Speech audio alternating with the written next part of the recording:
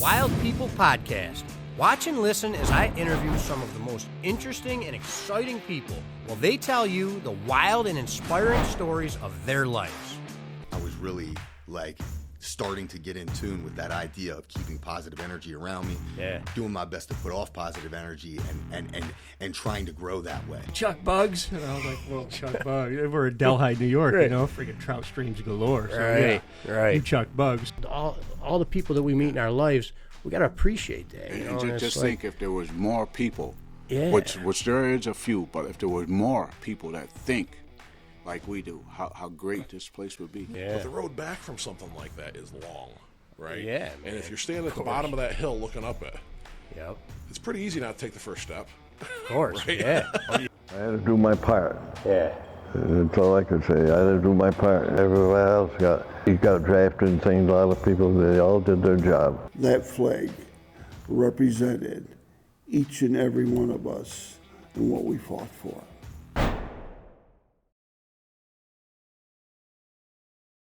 Welcome to the Wild People Podcast, part of the Wild series presented by Steve's Restorations and Hot Rods. I'm Steve Hale. Our mission on this podcast is to bring you interviews with some of the most interesting people that I know, and there happens to be quite a few of them. And I feel very blessed to have the people in my life that I do, and I want to have some conversations with them and let you guys listen in and hope that it will inspire you to do some incredible things with your lives. Because you have to remember that this wild ride we're on, we don't know how long it's for. And so that means we have a responsibility to make the most of it every single day. So without further ado, I'd like to introduce you guys to my great friend, Mr. Bill Sinks. Bill, thanks for being Steve. here. Hey. Don't get too crazy. We got a pull later. That's right. Yeah. That's right. Yeah. Yeah, we are. Just a little backstory for you guys. We got 150 people sorry. outside in the shop right now. We're about to have a East versus West qualifier tournament. So Bill and I will be in the same class. We're going to be in the same later on, class. so. Yeah. You're looking good, man. Hey, so You're are looking you, good. man. Yeah. So You trying to always stay are. in there. You know, Yeah. I'm getting a little bit older, but I feel really, really good. And thanks for inviting me. I appreciate it. And introduction. I love that. I love that introduction. Thank you. That's so true. Yeah. We're here for a certain amount of time, and you got to take advantage of it. And sometimes I don't always take advantage, of living like like you never know when that could change. Right. For anybody. So For sure. That's awesome. Why every moment is a gift. You know, it's like, you know, they say, like, you know, if you're depressed, you're living in the past, and if you're anxious, you're living in the future. Mm-hmm. If you're happy and grateful, you're living in the present. You know, I like it. So I mean, Yeah. that's important, man. So the first time I met Bill, I don't know if you even remember, we was on an airplane. I was with Chris Myers, my coach, who you guys are going to see on the show later on. We were on the way out to Las Vegas 2014 for the WAL very first World Championships in Vegas. And I met Bill, and I shook his hand. I said, this dude's got a hand like a grizzly bear, you know? So I was pretty green in the sport back then. I got my ass kicked in that tournament, but it was a good learning experience. I remember watching Bill and being very inspired. So, you know, full circle here, almost 10 years later, it's pretty awesome to have you on the show, man, and to know you. So No, I do. I remember that series, and I vaguely remember meeting you. I have to say, Chris, I've known for years and years and years. Yeah. In fact, I've competed against Chris Meyer. He's actually here today. Yep. Yeah. So he is. I was blessed with a gigantic hand for my weight. And when I first started pulling, I'm 200 now, but when I first started back in the late 80s, I was competing at 176. Yeah. You know, that was my natural weight. Well, of course, we get older and we start filling out a little bit. Some areas not so ideal, but try to stay in the mix, and looking forward to competing today, obviously. Yeah, that's awesome, man. So how long have you been pulling for, Bill? Well, technically, I feel I've been pulling since I've been like 12 years old. Right, yeah. And I'm 58 now, exactly. so if you look at that, that's 46 years or whatever. Yeah.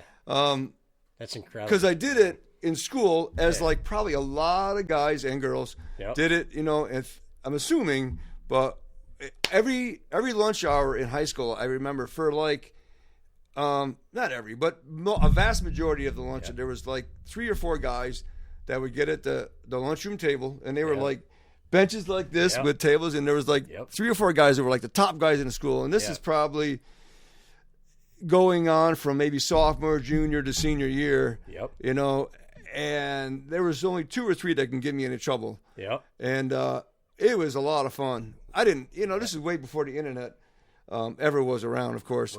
But so I had early, I felt, you know, just in a local area success. Never no tournaments, but and then I went. You get out into the real world. Well, when you graduate high school, I didn't. I tried college for a short time. It didn't work out for me. I was running a business. And when I was 27, I think I was 27. I interviewed a guy for a job. I had a construction company. I do construction. I've done it for my pretty much entire adult life. And you do some pretty awesome projects too. I do some bigger stuff now, for sure. You know, we do. Not to change. I want to get into that. Change. Too. We'll talk about that later. But anyway, I interviewed this guy for I had a construction company doing concrete and building stuff, and his name was Kent Borowski. And this was in my office at my desk. And he goes, he's telling me about himself, and he was a professional arm wrestler, and he was I grew up in Illinois, and he was the current state champion at that time, and then it perked right away. I'm like, wow, that's cool, you know. And this guy was like 280, I think, at the time, and I was, you know, pushing 180. So he's got 100 pounds on me. He goes, Bill, well, let me see how you feel. So we got at the table, and we, you know, I couldn't beat him, but he said, well, you got something. I said, how do you get involved in, or what he told me. At that time, he said there's a local tournament coming up at this sports bar, and I said, okay, I'd like to go check it out, you know. So I went there to this place, and I signed up my class. I think I signed up right and left-handed. Well, at that time, I think there was like 7, 8 guys in my class, but I do remember Bill Ballinger, who probably a lot of you guys out there might know. He was a world champion. Long-time puller. He was actually, I think he was a world champion in his weight, and it was a lighter weight than mine, but he was around that. So he entered that class. First match, got smoked. Ended up coming back. I took 3rd. Nice. So I was really inspired by taking 3rd at my very first local tournament, of course. Right. But it was a lot of fun. Then I started meeting people, as probably a lot of people do. Right. You know, you find out about it, and today online it's a whole different ballgame. But you at that point, we had to sign a waiver, and you would give the promoter that whoever's putting the tournament on, you know, your information. Well, you'd get a flyer, and at that point, there in Northern Illinois, one of the guys that was running tournaments, Jim Jensen, who would he was DJ these sports bars, plus he would put an arm wrestling tournament in conjunction with it. So you'd get on his list, and he would send a flyer. So I went to my next tournament a month or 2 later. Starting to figure out a little bit. I'm like, all right, what do I got to do? So I ended up entering that, and I took 2nd. So I'm like, okay. I'm starting to, and again, it's the local level. It's not like a regional or a world level, but I was getting excited about it, and I'm like, all right, I got a trophy or a ribbon. I think I got. But then I found out the next one I went to, I took 1st. 7 firsts in a row after that. I had really early success, but again, I'm not. I want to reiterate that was a local level. There's a maybe 10 guys in your class, but still, at that point, I knew this was my sport. This was my sport. I'm like, and I was all about it. Well, from then, I had a training regiment with a group of guys in Northern Illinois. Every Sunday, I think we trained every Sunday. Started meeting more and more guys and girls, of course, occasionally. There isn't as many women in the sport as I wish there was. You know, but just a few. There's a few, and they're awesome. They are awesome. So you were in your late 20s when I was in my late happening? 20s. When I started, you know, going to tournaments, competing, and then I kept working my way up, taking a state title at that time, doing a regional tournament, winning that, and then at that point, there wasn't a lot of novice or amateur classes offered then, but there was like amateur events, you know. So I won my first big one, and then I never looked back. I'm like, all right, I'm going to move into the pro class. That's after like 2 or 3 years. And now you're seeing more and more novice, amateurs, semi-pro, pro, which is great because it doesn't discourage. It didn't discourage me anyway, but I could see where it could possibly discourage somebody that's just getting into sport. All of a sudden they're getting killed. You may never see them again. We don't want that to happen. So I think you're seeing that offered a lot more by some of these promoters. But in any event, I I started doing that. Won my first nationals. Went to Worlds. Got killed. Yeah. Regrouped. Went back. Took second. Nice. Yeah. And it's been a great. I have to say I met a lot of great people like yourself, and so many people in the sport are just so welcoming. It I really is, man. It's incredible. And I'm just rambling on, but I tell you, I can almost go anywhere in the world at this point and say, hey, call this guy up. Hey, can I stay over? Or can I come visit with you? Where's your training group? I'll meet up with them. They'll come pick me up. Yep. As is probably a lot of guys, just getting to know these people over the years. And it's just amazing. Yeah, it really is, man. It's an incredible community of people. And, like the internet has its ups and downs, but it's pretty cool that we can all stay connected. There's people from, you're in Vermont, I'm in New York, and you got people in California or people in Europe and people in Canada, all over. It's pretty awesome. I have 2 sisters that live in California, and every time I go visit them, I'll look up somebody or I'll tell them I'm coming. And I'll either get picked up or I'll meet them at their training. Alan Fisher's one guy. I try to connect with him. The last time I was there, I think Dallas Langston and I pulled for a few hours. Yep. And he's looking really good. This is a year or two ago. Yeah. And then Alan's incredible. He's an inspiring guy. He is. He's on a show right now. I don't know if I can say that or not, but really? He's doing nice. This reality show, Dallas is. And cool. Good luck. I was probably done now, but nice. Cool. But then I'll hook up with Derek Smith, and he has a group in mid to northern, I think, California, and he's got a really good group of guys. Yeah. And anyway, the sport is just blowing up, like unbelievable, like it never did before. It really is, man. I got a question for you, Bill, and I think a lot of people watching will get some value from this. Mm-hmm. We were talking about injuries before we started recording. Right. So your career is incredible, the length of time you've been able to pull without injuries. Right. You said you had one a couple years. It was your first injury. Well, it was here, in fact. All right. Right. My first. I have to say, other than being sore. Yeah. I remember years ago, I'd go to a tournament and I would be so sore, and I had to stick to. Early on, I had a truck that had to shift gears, and I'm like, I remember going home and I'd be like, barely shifted and get home. But that's the beginning arm wrestling. It was. That's how you feel you got a knife in your arm. Oh, another thing, a side note, I had early So, strength and stuff, and the construction world helped me, I'm sure, get to that, plus the natural hand size. But I would slip all the time, right? Because my wrist, and that happens to a lot of guys. They would end up maybe their arm strength or lock is ahead of where their wrist is. Right. Well, that happened to me. My hand was strong, but my wrist was behind. Yeah. So it would slip out. And I remember one year they gave me the wet fish award. The guy that ran tournaments, he had a plaque and he had a strap stapled to it. Yep. Gave you the wet fish. That's funny, man. Anyway. So like, did you have like specific things you were eating or drinking or doing in your training? How did you keep yourself from getting injured and staying strong all those years? I eat healthy. Yeah. There's really, I don't feel there's any secret to, I never took any crazy stuff, to like, other than, energy drinks or protein, shakes. I never got into like anything. Supplements or vitamins or stuff vitamins, like that. just the basic stuff. Right. Eat good, take care. I work out, and work itself.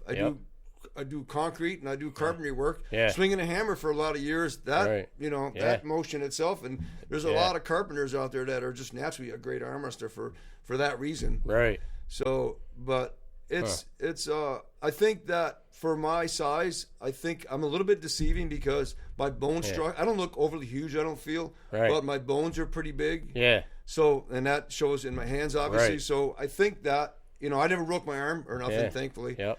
But that piece of it, was a benefit. So I didn't, going back to getting injured, 30-something years, never injured. Was it 2.5 years ago? When was that tournament we had here? I think it was it was February of 2021. 21. Yeah, so this is April 23.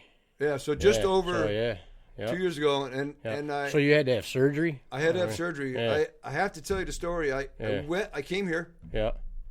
I signed up for a master's class, a handful of guys. Made the mistake I shouldn't have. Yeah. Not really warming up, for one. Right. Secondly, underestimating my opponent. Mm-hmm. Stupid. Yeah. As a veteran arm wrestler for many years, Yep. I was just kind of having a great time, right? Enjoying the company, the camaraderie from everybody in the sport. So I went up there, and it's a guy that trains at Marcio Barboza. Yeah. And he trains with Jason Malot as well, I believe. Who was that? I remember you pulled a lot of matches. I pulled a lot of matches that day, but anyway, I think it was my first match. Yeah. Well, he hits me, and I stop him, and then I start coming back and turning. Well, all of a sudden I heard I'm like, whoa, what's that? I'm thinking, I heard it. It was noticeably something I never heard before. Yeah. And then I said, I'm thinking in my mind, I'm like, something isn't quite right. Well, I regrouped, and I came inside and ended up beating him. I won the match, but I knew something wasn't quite right. I ended up competing, the rest of the day. Yeah.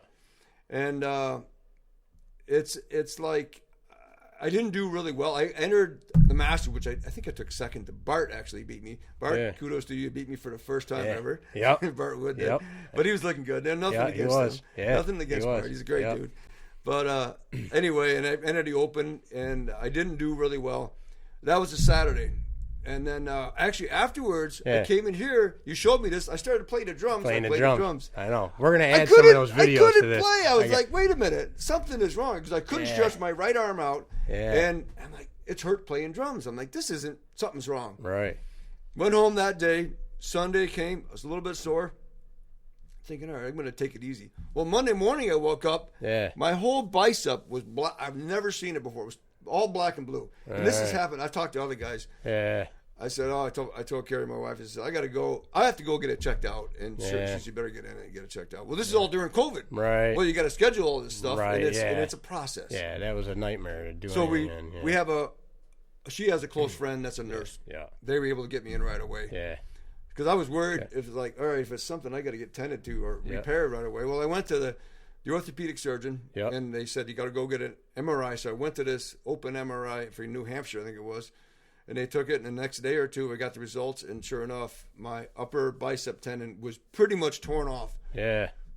I'm like, and then I went and consulted with my surgeon, and he goes, well, you're getting a little older, you could leave it, and it'll be fine. Yeah. I'm like, how is that going to affect my strength? And he goes, well, you're probably going to lose 10-15%. I'm like, that's not an option. No, that's not an option. Not an option. No. Right. So I said, what can we do? He said, well, thankfully, it's not down here because these you'd have to repair or get fixed right away. If it's off your elbow, we have to do those within like 7 days. Up here, you got a little more time. So he set up the surgery. I went in there. Within a month, he got me in, which was really great. Yeah. And he got it reattached, and I had to wear a sling for a few days, or at least longer than I should have worn it. But he said, it looks good. You did a good job. We pinned it, reattached it. He said you can't lift more than 5 pounds for a month or whatever it might have been. Yeah. So I'm taking it easy on it. Granted, I still got to work. Right.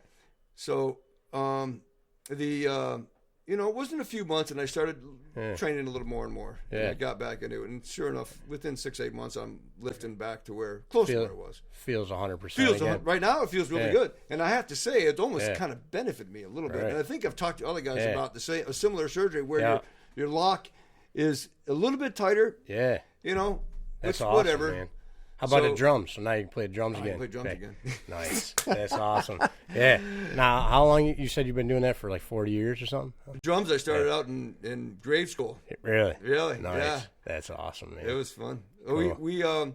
I have 4 sisters. Yeah. And my mother played the piano at home. My father played guitar. So we were all in band throughout school. Yep. So it was natural to pick up an instrument. I'm thinking, I want to play drums. I have 3 sisters. Yeah. They all played the flute, the French horn, and the clarinet. I'm like, I'm going to do drums. So we went through all school, and I enjoyed it. Nice. I was in marching band, jazz band, regular band, and but I stopped in like sophomore year. But then I got involved in rock and roll bands and just all kinds of different stuff. That was probably a lot of fun. It was a lot of fun. Yeah. It was. In fact, I actually went in the studio, recorded some songs. Yeah. Nothing too crazy by any stretch, but it was really enjoyable. Contemplated going down that career, but I never did. Yeah. It was like we would go out. It was in a few different bands, and we'd go out and play in these bars and these places or venues or whatever. The majority, what discouraged me was the majority of time, you're playing at these places, and half the people are drunk out of their mind watching you play. I'm like, I I don't think I want to be in this environment too Yeah. much more. So I Yeah. did it for a few years. I loved playing. Yeah. So I still carried it out through, and currently I play in not in a band other than my church band. I actually on Sundays. Tomorrow morning I'll be playing an electronic set in my church band. And that's awesome. It's kind of fun. Yeah. There's no music. Yeah. I mean, shouldn't say that. There's no sheet music for the percussion. Yeah. So the pastor will say, "Here, this is the song we're playing. You got to figure it out." And so Yep. I just come up with something. That's pretty cool, man. Yeah, playing music is a big goal of mine. You know, I didn't start. I'm going to be 37 in May, and I didn't start really thinking about taking it serious till I was like 31 or so. And you know, I think it's a big thing, even like with arm wrestling or anything. People, I think, get scared to learn something new once they get past like a certain age because they don't want to suck at first, and that's just part of the process. That's part of the process. You know, and you got to be able to do that, and then you get little victories along the way. And you're like, well, I can play that stupid little song. You know, I'm not on the stage at SPAC, you know, with 100,000 people or whatever watching, but like you're getting there, and that's the thing. Even arm wrestling, like it's the amateur. so rewarding. Whether you're on stage playing with some big band or not, it doesn't matter. It's such an outlet. I mean, the craziness in life today for everybody. And I'm sure you're super busy. You own a business. You do a lot of different things. It's like it's an outlet. It's so rewarding. You know, I wish I could play more. I love it. You know, it definitely is an outlet, man. It feels good to just tune everything out. Yeah, and you can. just You know, you get to a point where you just make up stuff. I'll make up stuff. I don't care. I'll just enjoy it. Nice. So That's just like awesome, the sport here we're in that you're doing. It's fun, man. That's what it's all about. We got to have fun and have goals that we're striving towards. Keep them, you know, ahead of us. But like you said, stay in the present. People get so distracted with the day to day, and I do too. And I'm at fault for that just as well. But you have to have different, you know, things to enjoy life with. My wife is awesome about. She's got crazy amount of stuff. She's a busy person. She's got Pilates going on. She just started teaching Pilates. She's got an unbelievable amount of people. Now we're looking at possibly opening a gym somewhere or a studio for her and possibly a multi-purpose, like maybe arm wrestling too. But that may be down the road for us. We're developing a commercial property together, so we might think about that as well. But she's killing it in the Pilates world. So you got all that stuff going on, Bill, right? So you got arm wrestling, music, everything that your wife and your family are doing in your business. My business, yeah. How do you plan every single week ahead, or do you have like a 3-month plan, like a 90-day plan? I know a lot of business guys will do, you know, this is what I want to have happen over the next 90 days. Or like you look at like your days the night before and schedule out what you're going to do. How do you fit everything in? Well, You got a system for that, or you just kind of like, this is. I'm a big note taker. Writing stuff down. And I feel that you have to, if you have a lot of stuff going on in life, you have to compartmentalize things. You know, so I have like my business, which is 24/7 almost. You know, if you're self-employed, I got almost 30 guys working for me right now. It's a handful. I got 2 crews. It's a big responsibility. It's a big responsibility. And you know, thankfully I have pretty good guys. I feel, you know, I got some, you know, stellar foremen. They'll take care of their project. I don't want to micromanage these guys. Do your job. I'll do my job. I'll get you work. You do your project. You know, I have 2 crews that pretty much do site work all the time. We do a lot of big foundation stuff, as you saw in that last video. 3 crews doing concrete foundations just about every day. Nice. From big slabs, you know, 20,000 square foot slabs or 10,000, and some bigger commercial projects every day. Awesome. You know, and in addition to that, 3 building crews. Sometimes combined, sometimes separated. So we'll do ground up building. So that's huge. But I'm also up early in the morning scheduling all those guys, making sure they're all set. Make sure I have a estimator that works with me and a full-time person in the office too. So how many hours of sleep you get a night? I'm usually a 6-hour guy. Yeah, give or take. That's not bad. I like to get more. But give or take. Especially after a big match or something when you're hurting. You need that. You need that rest to recover. But anyway, that's one part of my life. You know, and then family is huge. I tried it. I want to. Thankfully, I'm not an over-road trucker, but I like being home with my kids, my family. I get home generally at 5 o'clock, give or take. You know, and I want to see I have young children. I have a 7, a 10, and a 12-year-old son, and 2 girls and a boy. And I have to see them as well as my wife. But now she's doing Pilates, and now she's gone like 3 days a week. But whatever. So it's a balancing act. Juggling act. It's a balancing. They're into sports. Right. Yeah. She drives that, and that's awesome. So they're doing that. But I don't know if there's other piece of my life that you may or may not, other than music. Yeah. I'm a fire chief in my town. Nice. That's awesome. I think I did know that. Yeah. That's it's a pretty volunteer cool. department. Yeah. We got about 20 guys. Right. We got 3 apparatus. It's a small town, but it's still, there's at least one night a week in addition to calls. Right. You know, as a volunteer, I'm responding to. And right now I can't. Obviously, I'm gone. Right. But been doing that for 23 years. That's incredible, man. So, you know, I think the biggest takeaway I get from all that stuff that you're saying, Bill, is like you hear so many people say, "Oh, I don't have time for this. I don't have time for that. You know, I got this and that and the other thing." Here's a guy who's figuring it out on incredible levels and everything that he's doing. So, I mean, it can be done. It's just, I think it's just a matter of appreciating what you got. It's a choice you make. Right. You know, you have to decide, well, where do you want to put your energy? And some things, you waste time. You know, you have to think about that. Is this really getting me where I want to go? Yeah. I volunteer because for one, I enjoy it. Yeah. And I feel I have a good group of guys and girls that they keep reelecting me. It's a volunteer department. They don't have to, but they do. So far. That's incredible, man. Or at least not for the majorly anyway. Yeah. But I feel you give back to the community. What you put out, you get back. Yeah. It doesn't matter. That's for sure. You know, I know I've made mistakes in my life, and that, you know, at some point that comes back at you. You do the right thing.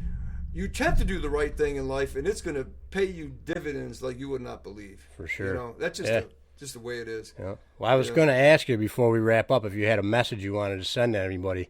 That seems like something along those lines, probably. I don't know. What do you want everybody watching to take away? I want to don't underestimate your capabilities. You know, we can all do great things in life. And I feel, you know, you look at some people that are in not a great spot in life, turn that around. There's got to be a way you can figure out something else. Change your group of friends or whatever you might call them. Yep. Get out of that situation. Thankfully, I never went down that road, but I've seen it. Being in the construction world, you see all walks of life coming through that door and wanting a job or whatever. Some good, not some less than ideal. Right. I try to help them out if I can. You know, and there's guys I've hired 3 times, and some of them have got it. You know, there's one guy that worked with me for 20 years. Yeah. Bad drug and alcohol. Finally, he got sober. Yeah. Turn his life around. That's awesome, I think man. 14 years sober now. Nice. Doing amazing. He has 8 boys. That's incredible. He's incredible. doing amazing. Right. And he's all about his family. Nice. And I hired him when he was a young man. And he isn't working with me currently. He's on his own, actually, which is great. But I'm just saying, don't ever think that you have to subject yourself to that lifestyle just because of whatever your environment is. That's what I say. That's right, man. That's awesome. Yeah. Decisions. Every day. Make the right ones. Yeah. Cool.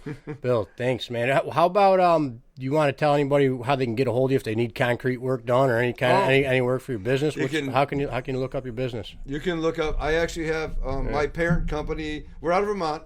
It's my parent company that I've had for almost 40 years. It's called Multi Builders. That's multybuilders.com is a website we've had. But I also started a couple years ago because I had a lot of excavation foundation work. So I have another subsidiary. It's called Solid Concrete and Excavation. Yeah. So that's also on the web. Nice. So that's either one. Yeah. And if you get on Facebook and you message me, we have trainings. If you're in the Vermont area, any Wednesday night, unless there's a tournament coming up. We did have it this week, though. Yeah. Nice. At 6:30 at my home gym, I have trainings, and I live stream them on Facebook. Yep. Just because I want to get it out there. Yeah. And our attendance is exponentially grown. Yeah, that's great. So we're like last week, not the other day, but last week I think we had almost 18 guys. I have 4. I need to get some more tables. I only got 4 tables. Yeah. But it's just I love to give back because this sport is it's brought me here. Right. Exactly. Brought me here. Yeah. All of us. Right. All of us. Exactly. You know, connected all these people, these great people in this world. That's for sure, man. And it's just amazing. I can't say enough about it. Yep. You know, it's put me on ESPN. It's and you got on History Channel for your stuff, and that's just not directly related, but it's just who would think that this sport would lead to that? In the last few weeks, just for example, not this past Sunday, but I think it was a Sunday. Sunday before, I was in Montreal. Yep. Training, not a tournament. Yep. Oh, it was Saturday actually, I think. But training with Devin and 100+ Canadians. Yeah. I think that was the only. That's incredible. I don't think there was any other, guys. Maybe, but I don't think so. Right. And they're all speaking French. I couldn't understand everything except for that. Yep. But it was great. Yeah. But I went to that. Plus, I have a training at my house on Wednesday, and then the Saturday before, Chris LaFleur and his wife gracefully, he invited me. I know. And he had a great turnout. I had a car show that day. I was bummed I couldn't make that tournament, man. Or that practice. Yeah. Well, yeah. It was another really good, probably 40 plus people that had that, Yep. and we pulled for like 3 hours. Right. Chris and his wife did an amazing spread afterwards. First, I got a beautiful home right on the lake, and it's the St. Lawrence Seaway, I guess, right? And you can look out his walkout basement and see Canada. I mean, he's in the United States, but it's beautiful setting. Yeah, he's got a great place. He's up got a there, great man. place. Yeah, He's here today. Yep. But he and his wife did an amazing food. I didn't even expect it. Yep. And that was really awesome. So, and they're here today. It was really nice to see them again. That's what it's all about, man. That's great. That's what it's all about. Well, listen, guys, we got to get out here. We got a tournament to get to. So I hope you take some notes and write down some of the stuff that Bill said, because it's important. Make the right decisions. Live your life. Get out there. Live your wild ride. Thank you guys for tuning in, and we'll see you on the next one. Thank you, Steve. Bill, thanks, brother. Let's go get on the table. Yeah. You're scaring me now.